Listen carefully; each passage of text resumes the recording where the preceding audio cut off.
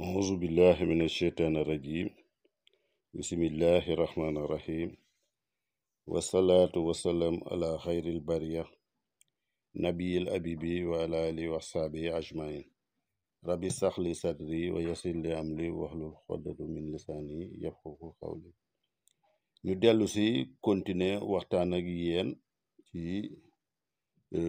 YouTube bi balaa boobu ñu continuer doon leen wax ngeen def seen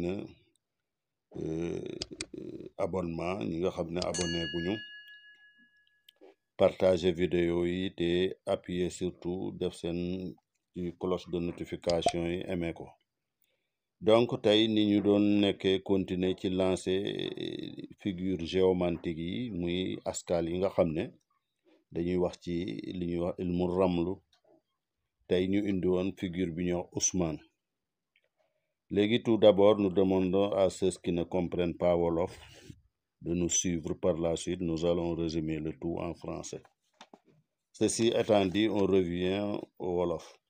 Léegi comme li ñu wax tey dañu indi askal bu ñuy wax Ousmane ñu koy wax Mori Zoumana di Akizito di doom bu doy waar boo xam ne donc moom dafa synchroniser dafa tënk li ñuy wax ramli dafa synchroniser li ñuy wax géomancie parce que boo xoolee moom dans l'équipe géomantique moom dafay dëkk ci fukkeeli kër ak juróom muy kër gu am solo boo xam ne lépp daf koy réduire parce que mooy juge bi moom mooy ki nga xam ne moom la ñuy wax xaadi bi mooy ki nga xam ne bu kàddu yi ramli doom yi yëpp waxee këram mooy tënk li nga xam ne moom mooy wax boobule di Ousmane nag askal la boo xam ne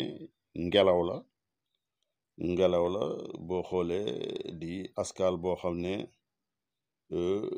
këram ndox la waaye moom ngelaw la léegi dañu bëggoon ñëw tey indil leen ci ñetti njëriñ ñetti recette bu njëkk bi day dem ci wàllu loo xam ne pour yokk sa mbir la ci wàllu liggéey boo xoolee moom comme dañu ne ngelaw la dañu bëgg bu fekkee ne nit ki mu ngi koy bind këru ngelaw bi donc foofu ngay def sa soxla comme niñ ko waxee nii ci digg bi kër googule moom foofu ngay yaatal dugal sa soxla foofu moom Ousmane danga koy bind donc ci niñ ko waxee dañ koy bind bésu alxames à l'heure de Vénus moom mooy gën bésu alxames ci heure bi nga xam ne ci la ci heure de Jupiter du moins dañ koy bind ci waxtu woo xam ne ci la Mustara di daw ñu koy Jupiter da ngay bind fukki yoon ak juróom benn moom boo ko bindee nga ubbi comme ni ma ko waxee sànq nga ubbi bëtu nu mu tuddati bëtu ngelaw bi fii nii boo ubbee bëtu ngelaw boobu nga bind fa sa soxla liggéey boobu nga bëgg parce que dina am fekk yéene nga sa yéene am loo ci bëgg bind ko fukki yoon nag ak juróom benn ngay bind askal bi boo ko bindee ba pare nga boole kook lu ñuy wax folo ko falaka boo seetee moom la olof di wax ndenaat moo nekk nii folo ko falaka moom la ñu souligner foofu ngeen gis ko ñu ko wax ndenaat donc ci jël ci juróom benn takk fii moom ngay koy laxas jël ko ci juróom benn takk xooj ko boole kook la nga bindoon daal di ko jël sangu ci juróom ñaari fan bu ko defee yàlla mën na dogal loolu ngay wut nga am ko boo paree rek mën nga wut juróom benn guro yu weex nga saraxe ko bu liggéey bi matee kooku mooy bu njëkk bi ñaareeli tettal bi ba tey da ngay bind Ousmane téeméeri yoon ak fukk ak benn ci xobu doobarle nga koy bind doobarle boo xoolee moom la ñu bind fii nii ci suuf doobarle donc moom nga koy bind téeméeri yoon ak fukk ak benn bind ko téeméeri xob ak fukk ak benn léegi nga jaxase ko jàmb ko ci ndox boo xam ne danga koy def ci calebasse ñuy wax leket ak ndox boo paree nga def ko yëpp lu ñuy sangoo def ci sa parfum bu neex sangu ci moom it juróom-ñaari fan bu liggéey bi pare nga saraxe sa juróom benni doomu guro bu ko defee yàlla mën na la def ubbeeku bu biir boo xam ne ci fànn woowu. ñetteeri recherche bi fii ñu def tomb bi moom la ñuy indi, da ngay bind donc ñeenti téeméer ak juróom-ñett fukk ak juróom-ñeent moom ngay bind yaa fataaxu, di nga bind ñeenti téeméer, nga jël ñeenti téeméer ak juróom-ñett fukk ak juróom-ñeent xobu doobaarle, bu ko defee nga bind ko ci jaxase ko boole ko li nga xam ne moom mooy cuuraayu mañankase wala cuuraayu liban. bu ko defee da nga koy fumigène, nga koy jël di ko suuroo saa yoo xamante ne si yaa ngi bëgg génn sa kër. bu ko defee yàlla mën na la dimbali bu baax a baax ci li nga xam ne moom ngay jëfandikoo noonu, di nga ci am ubbeeku bu biir a biir. kon kooku mooy li leen doon indil ci wàllu wolof. xanaa di leen wax ne rek ngeen appuyer ci cloche notification yi, partager ko le maximum possible, Inch'Allah. Pour ceux qui nous écoutent, nous allons résumer ce qu'on a dit tantôt en Wolof. On a dit que aujourd'hui nous avons amené la figure géomantique qu'on appelle Ousmane, qui est la 15e figure de la géomancie, appartenant à la 15e maison. Quand on voit cette figure, c'est une figure d'air et que sa maison est eau. Donc on voit, même s'il n'est pas en harmonie avec sa maison, c'est une excellente figure puisqu'il résume la géomancie. Il est le juge dans la géomancie. Quand toutes les figures parlent, il résume l'ensemble des paroles. Nous sommes venus aussi pour amener 3 recettes très efficaces. Le premier, c'est pour concernant un travail. Vous voyez, on a mis ici le travail.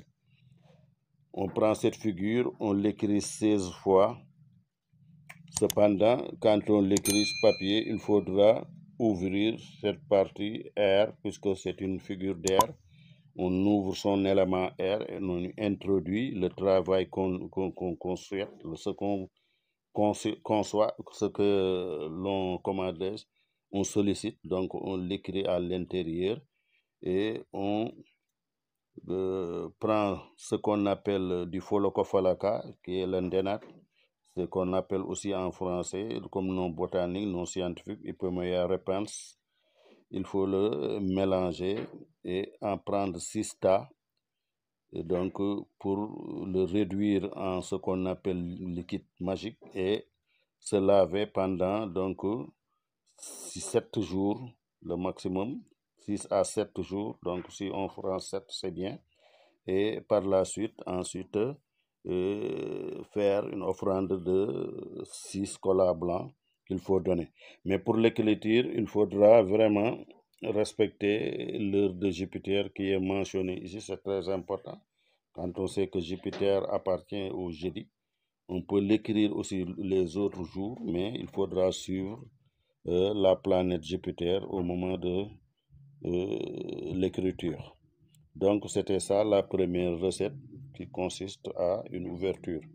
Comme deuxième recette, on a amené donc une autre recette d'ouverture, parce que Ousmane, tout est ouverture. Il faut donc écrire 111 fois la figure sur dobarlé, sur des feuilles de dobarlé qu'on appelle aussi ficus tonengi, et qu'on mélange avec de l'eau et l'on malaxe dans une calebasse avec cette eau bénigne. On peut se laver pendant 7 jours, Inch'Allah. Vous allez voir la place de Dieu dans tout ça. Pour troisième recette ici, vous le voyez, il faut écrire 489 fois. Donc, ya Fatahu, ce nom d'ouverture de Dieu, avec des feuilles ou des feuilles de dobarlé. Ensuite, on prend du maniankase ou du liban et réduire le tout, mélanger et vraiment se fumigèner les mains. À chaque fois qu'on veut sortir, on peut mettre l'encens au feu et suspendre dessus ses 2 mains. Ensuite, et partir rechercher. Vous allez voir aussi là-bas l'ouverture que Dieu va vous réserver, Inch'Allah. Donc c'était ça, tout en vous demandant de continuer à s'abonner et de partager le maximum possible les vidéos. Nous vous donnons rendez-vous une prochaine fois. Assalamu alaikum wa rahmatullahi wa barakatuh.